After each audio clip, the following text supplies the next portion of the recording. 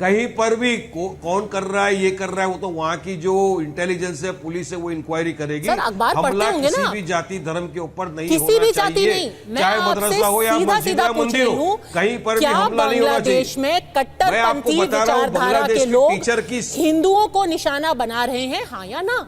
अब ये कहीं भी कुछ भी, कोई भी कहीं भी कुछ हो सकता है, कभी हुआ होगा, मुझे पता नहीं। आपसे सीधा मैं पूछ रही हूँ, क्या बांग्लादेश में कट्टरपंथी विचारधारा के लोग हिंदुओं पर निशाना बना रहे हैं? जानकारी ले लेना चाहिए कि कौन किस पे हमला कर रहा है।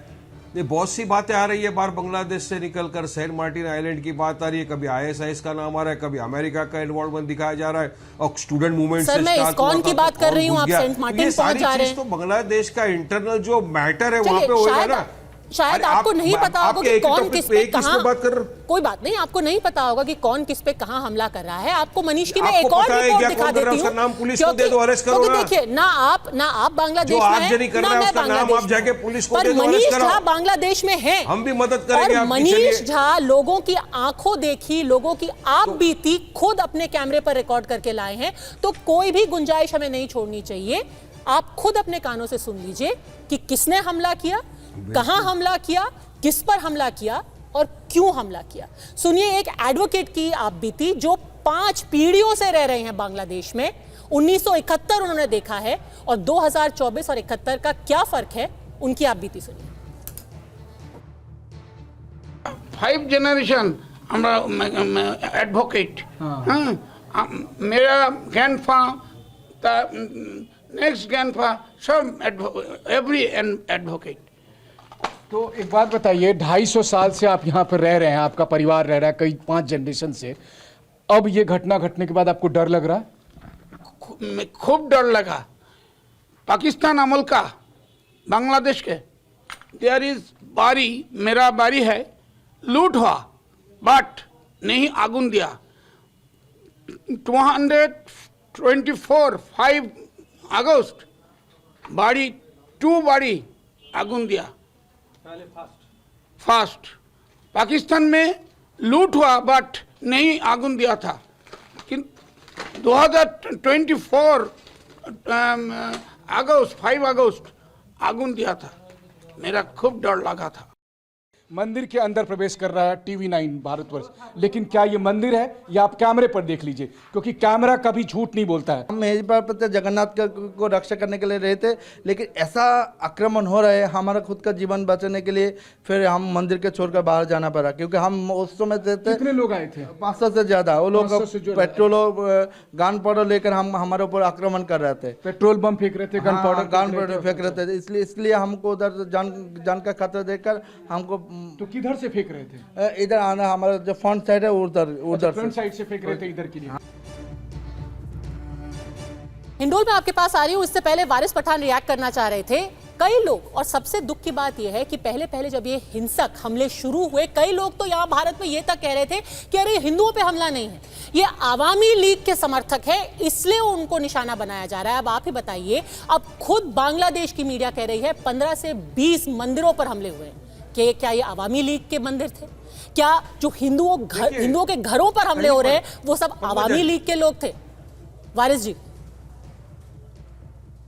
कहीं पर भी हमला हो रहा है पद्मजा जी, कंडेमनेबल है, पुलिस प्रशासन को एक्शन लेना चाहिए। वहां भी जो मंदिर पे हमला हो रहा है वो भी गलत है। और जो हमारे भारत देश के अंदर महाराष्ट्र के कोल्हापुर में जो कुछ हिंदुत्ववादी लोग चले गए और मस्जिद के ऊपर जाके तोड़ फोड़ किया, कुरान शरीफ को जला दिया, जानमाज को जला दिया, वहां पर भी कंडेमनेशन होना चाहिए। कंडेमनेशन होता है, कौन कंडेम नहीं कर रहा सर? कौन कंडेम नहीं कर रहा?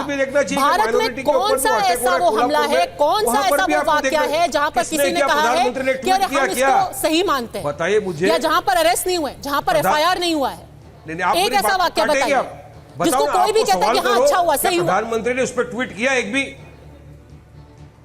नहीं, प्रधानमंत्री ने ट्वीट किया कि नहीं, जो कोल्हापुर में मस्जिद के साथ जो किया, जो हमको बाबरी मस्जिद याद दिला गया, 6 दिसंबर का दिन हमको याद दिला गया। इस तरह की घटना महाराष्ट्र के कोल्हापुर में हुई कि कुछ लोग मस्जिद के मिंबर पे चढ़ के तोड़े, जानमाज जलाए, कुरान शरीफ को जलाया, लोगों को मारा, औरतों को मारा, बच्चों को मारा। तो क्या प्रधानमंत्री का दायित्व नहीं बनता था कि एक ट्वीट करके बोले कि गलत है और जो भी करेगा उसके खिलाफ सख्त कार्रवाई की जाएगी?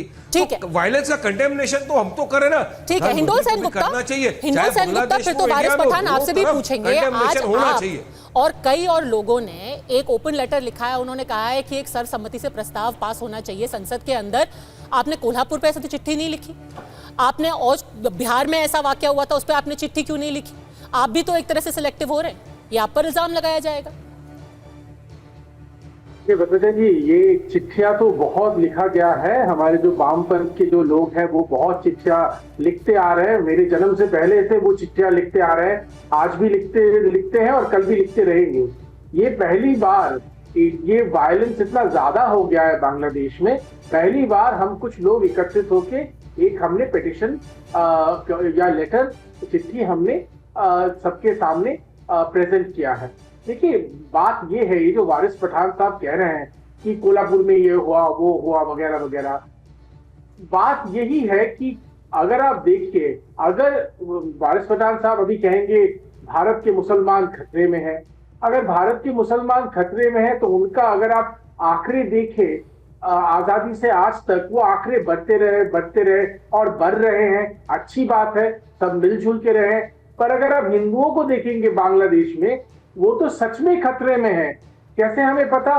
क्योंकि उनके आंकड़े तो गिर रहे हैं। अबुल बरकत साहब ढाका यूनिवर्सिटी के प्रोफेसर है, वो तो कुछ ही साल पहले कह रहे थे ऐसा अगर 30 साल चला तो एक भी हिंदू बांग्लादेश में बचेगा नहीं। अभी 2022 की बात है, 2 सोशियोलॉजी के प्रोफेसर थे, एक मोहम्मद रफीकुल और दूसरे और एक आशिक करके, उन्होंने जगन्नाथ यूनिवर्सिटी ढाका का पेपर निकाला। वहां उन्होंने देखा रिसर्च करके कि सबसे घटिया अगर किसी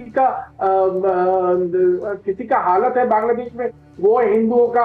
उन्होंने उस पेपर में लिखा, मैं अंग्रेजी का शब्द फ्रेज बोलूंगा फिर मैं हिंदी में भी आपको बताऊंगा, कि Hindus in Bangladesh face incessant low level violence. मतलब हर दिन उनके ऊपर एक जैसे धीमी आंच पे जैसे उबालते हैं, ऐसा उनके ऊपर अत्याचार रोज होता रहता है और ये 50-60 साल से चल रहा है। अब बताइए ये क्या बात है? ईस्ट पाकिस्तान में भी ये हालत था, जब बांग्लादेश बना तब भी ये हालत है, और उनका रिसर्च दिखाता है कि ये हिंदुओं का हालत है। तो बात यही है, मैं ये नहीं कहता कि हमारे देश में भी कुछ घटनाएं नहीं होती हैं, तो अगर आप थोड़ा सा जूम आउट करिए, जो वारिस पठान साहब और बाकी हमारे मित्र हैं शायद नहीं कर पाते हैं, अगर आप जूम आउट करें, अगर हमारे देश में अल्पसंख्यक जो है वो अगर इतने खतरे में है, उनका तो नंबर आंकड़े बढ़े जा रहे हैं। अच्छी बात है, मैं फिर से कहता हूं अच्छी बात है, सबको मिलजुल के रहना चाहिए। पर पाकिस्तान में तो गायब ही हो गए हिंदू, बांग्लादेश में कुछ बचे हैं, उनको भी रोज मार मार के भगा दे रहे हैं।